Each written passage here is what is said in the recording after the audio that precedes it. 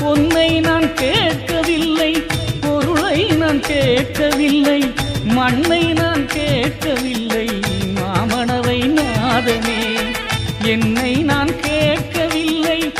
ஏனோ விளையாட்டு உன்னை நான் கேட்கிறேன், வாவா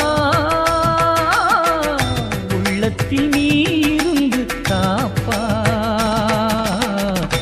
ஆழ்கடல் துரும்பனவே அங்குமிங்கும்